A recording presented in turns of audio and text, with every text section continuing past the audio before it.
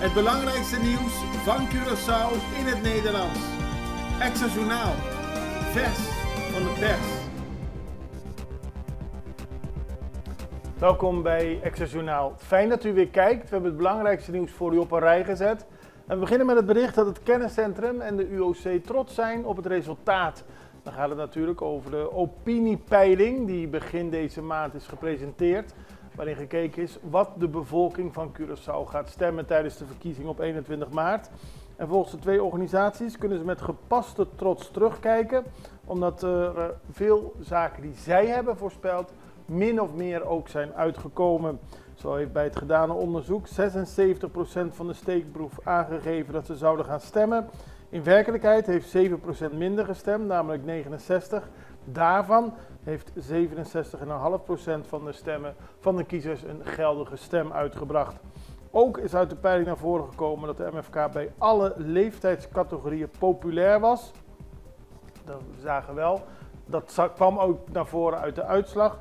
Wel zagen we uiteindelijk dat bij de jongere categorie, dus de leeftijdscategorie jonger dan 40, de MFK nog populairder was dan voorspeld. En de politici die volgens de stemmers, volgens de enquête, veel vertrouwen kregen van de kiezers, dat zijn Dilma Pisas en Javier Silvania.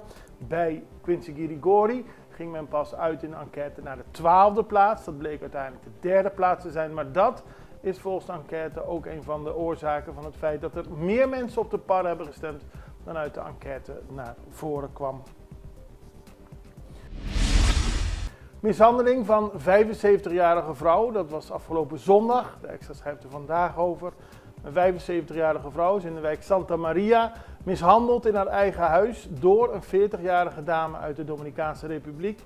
Die heeft de oudere dame flink mishandeld, vele plukken haar uit haar hoofd getrokken, ook vaak geslagen, omdat zij iets zou hebben met de man van de 40-jarige. De 75-jarige heeft aangegeven dat de man haar gezelschap houdt en dat hij verder geen relatie meer heeft met de dader van deze vechtpartij. De 40-jarige dame is opgepakt. Szabó reageert op verkiezingswinst. De staatssecretaris van Koninkrijksrelaties en Digitalisering heeft laten weten dat er een enorme verantwoordelijkheid op de schouders rust van premier Pisas om te werken aan een goede toekomst voor de bevolking van Curaçao. Dat zegt Szabó in reactie op de verkiezingswinst. Volgens Szabó heeft hij de MFK gefeliciteerd met de grote overwinning. En de verantwoordelijkheid die daarmee komt, betekent volgens de staatssecretaris ook het verder werken aan de afgesproken hervormingen en het stellen van prioriteiten. Hij benadrukt opnieuw de punten die voor hem heel belangrijk zijn in de relatie met Koninkrijksrelaties. Solide overheidsfinanciën, goed bestuur en investeringen in de economie.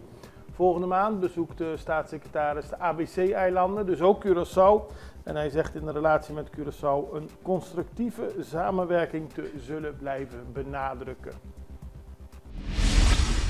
Het nieuw parlement vergadert op 11 mei. De nieuwe parlementariërs zullen op 11 mei in het parlement voor het eerst bijeenkomen.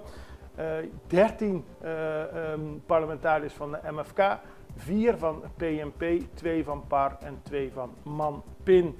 En de 13 die in eerste instantie gaan zitten namens de MFK, daarvan zullen een groot deel minister worden. Zodat kan wel worden opgeschoven tot wellicht de 22e plaats op de lijst van de MFK. Namens de PNP zullen Roetmilde Lamoni, Cecilia Rui, Sandro Seintje, Ornelio Kit, Martina en Sheldry Ossepa plaatsnemen. Namens MAN-PIN, Giselle McWilliam en Susie Camelia Reumer. En namens de PAR zijn de eerste 2 namen op de lijst Quincy Girigori en Shaheen El Hagen. Dame reageert op roddels.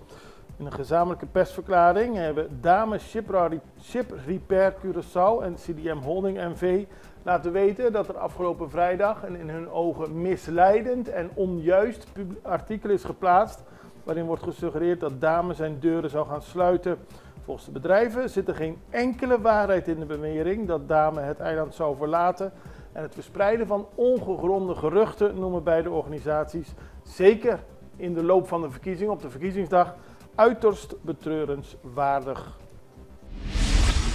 Maatregelen Centrale Bank. De Centrale Bank van Curaçao en Sint Maarten heeft gisteren laten weten de versoepeling van het monetaire beleid te pauzeren door zowel de beleningsrente als het verplichte reservepercentage ongewijzigd te laten. Dat heeft te maken met de onzekerheid in de wereldhandel. De bank reageert daarmee op de huidige situatie en verwijst ook naar de beslissing van de Amerikaanse Federal Reserve om haar beleidsrente dit jaar tot nu toe onveranderd te laten. Daarom volgt Curaçao en Sint Maarten daarin. En Omar Guil is de nieuwe leider van Mio Curaçao, de partijleider. Gilbert Ricardo heeft gisteren laten weten dat hij opstapt. De verkiezingen hebben niet gebracht wat hij had gehoopt. De Mio Curaçao is de partij met het minste aantal stemmen. En Ricardo zegt van, ik ben iemand die gewend is snel beslissingen te nemen. Dit was niet goed, de bevolking wil iets anders, dus ik stap op. En Omar Guil wordt naar alle waarschijnlijkheid de nieuwe leider van Mio Curaçao. Wij gaan even over naar een break, we zijn zo bij u terug. Extra in Nederland. Van Amsterdam tot Arnhem, van Groningen tot Maastricht, Extra is erbij. Volg Extra Digitaal en blijf op de hoogte van de belangrijkste ontwikkelingen in Nederland. Extra Digitaal is te zien op verschillende platforms en kanalen zoals WhatsApp, YouTube, Facebook, Instagram en ook TikTok. Wilt u ons op de hoogte brengen van een evenement of iets doorgeven? Neem contact op via WhatsApp, e-mail, Facebook of bel gewoon 06 1364 2945. Volg of abonneer je op Extra Digitaal. Klik aan en volg ons.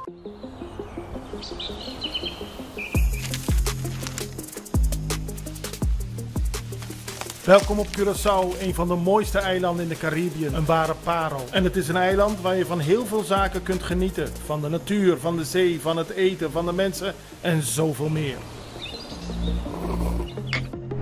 Curaçao is een eiland waar heel veel gebeurt op het gebied van politiek, cultuur, sport en zoveel meer. En Extra Journaal brengt het belangrijkste nieuws van Curaçao. Maar we hebben ook aandacht voor al het nieuws op Bonaire en Aruba en op de bovenwinden, Saba, Sint Maarten en Sint Eustatius. En we belichten al het nieuws van alle kanten. Het nieuws is duidelijk, actueel en vers van de pers. Extra Journaal, elke werkdag op Salto. Op Curaçao zijn we de hele dag bezig met het maken van Extra Journaal. Volg ons op je favoriete Amsterdamse zender, Tauro.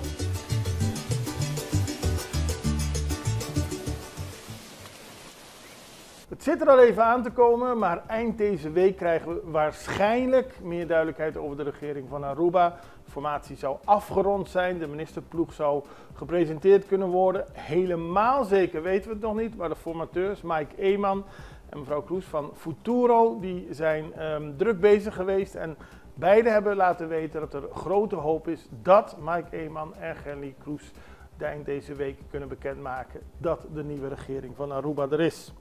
Dan zijn de eilandsraadsleden van de BES boos op staatssecretaris Szabó. Die zijn momenteel in Nederland en een overleg met de staatssecretaris ging helemaal niet goed. Daarnaast hebben de eilandsraadsleden van Bonaire, Sint Eustatius en Saba hun teleurstelling uitgesproken over het uitblijven van een inhoudelijke dialoog over de geplande herziening van de WOL-BES en de FIN-BES-wetgeving. Maar verschillende media weten te melden dat de overleg sowieso niet voorspoedig verliep en dat sommige eilandraadsleden ook weg zijn gelopen uit een overleg. In ieder geval heeft de staatssecretaris laten weten altijd open te staan voor overleg. Dan gaan we naar een interview in verband met de Green Week. De Green Week vindt deze week plaats op de Universiteit van Curaçao. Gisteren hadden we rector magnificus Stella van Rijn. Nu spreken we met Ivan Zunder van de 2030 Caribbean Hub Foundation over het belang van duurzaamheid en de betrokkenheid bij deze Green Week. De 2030 Hub Caribbean Foundation is dus een aparte organisatie die we 3 jaar geleden hebben opgezet. Om te draaien een duurzaamheidsprogramma in samenwerking met de universiteit. De universiteit samen dus ook met bedrijven, dus bedrijven uit Curaçao zoals Toebees, toen de tijd was het RDK, MCB, CPA, om die te benaderen voor opdrachten voor studenten om aan de slag te gaan met duurzaamheid. Op een heel concrete manier. Om het concreet te maken. Want het is een prachtig woord en elk bedrijf zegt natuurlijk dat ze graag duurzaamheid willen, maar hoe doe je dat precies? Ja. Nou, dus we hebben dat vormgegeven inderdaad dus vanuit de hub om echt een entiteit te creëren, om dat te professionaliseren. En voor de studenten ging het erom om hun eigenlijk te ondersteunen in wat we noemen green skills. Dus eigenlijk skills als het gaat om samenwerken, op onderzoek, op netwerken gericht op duurzaamheid. En dat deden we door echt concrete opdrachten te bespreken met die bedrijven en studenten een programma en een traject aan te bieden dat ze dat gingen onderzoeken. Dat ze gingen vallen en gingen opstaan en op een gegeven moment moesten ze hun bevindingen dus ook presenteren. Dat gebeurt tijdens de Sustainable Awards, dat is jaarlijks terugkerend, waarbij ze dus in front of a live jury en bedrijfsleven en mensen uit het publiek dat allemaal moeten presenteren. Deze Green Week is voor de studenten interessant, maar ook voor de rest van Curaçao. Ik zou denken van wel. Dus als je het hebt over de keynote die dit allemaal gaat doen, dus Jan Rotmans. Ja. Hij is overigens deel van een programma, omdat we het lokale geluid heel erg belangrijk vinden. Zijn verhaal combineren met wat we zelf allemaal hier doen. En we doen zoveel. Maar deze man zit in boardrooms wereldwijd, niet alleen in Nederland, maar ook daarbuiten. Grote bedrijven, ING, Shell. Dus het is denk ik heel bijzonder dat we hem hebben kunnen verleiden om hier naartoe te komen. En we merken ook dat hij heel enthousiast is van oké, ik wil kijken hoe ik kan bijdragen in wat er eigenlijk ook allemaal gebeurt. En hoe wat er nu al gebeurt kan worden versterkt. Dat is een soort van katalysator. En wat hoopt u dat deze Green Week en het bezoek van Rotmans teweeg brengt? Dat is een diepe vraag, Oscar. Uiteindelijk gaat het om verandering. En verandering komt wel. Alleen, we zijn begonnen eigenlijk grassroots, van de basis uit. Wat mevrouw Van Rijn ook al zei, de young generation. Maar voor werkelijke verandering moet je ook kunnen connecten met de top. Ja. En top kan zijn politiek. Nou, de overheid volgt altijd. Dus als je het hebt over echte verandering, dan gaat het om de changemakers, de mensen met decision-making power. En dat is vooral ook in het bedrijfsleven.